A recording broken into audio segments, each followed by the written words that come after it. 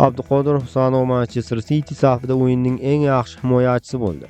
Angliya Premyer Ligasining 34-turi doirasida bo'lib o'tgan Burnley va Manchester City uchrashuvida Abduqodir Husanov asosiy tarkibda maydonga tushdi. Shaharliklarning 1-0 hisobdagi g'alabasi bilan yakunlangan bahsda gol muallifi Erling Haaland bo'lishiga qaramay, himoya chizig'ida Husanov haqiqiy yetakchilikni namoyish etdi. Uchrashuv yakunlariga ko'ra Abduqodir 7.8 ball bilan jamoasining eng yuqori reytingli o'yinchisiga aylandi.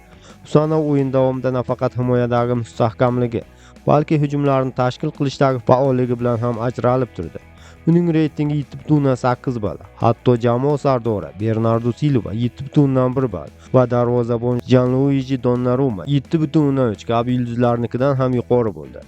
Bu ko'rsatkich o'zbekistonlik himoyachining Pep Guardiola tizimiga to'liq moslashganidan va Premyer Ligada yuqori darajadagi barqarorlikni saqlab qolayotganidan dalolat beradi.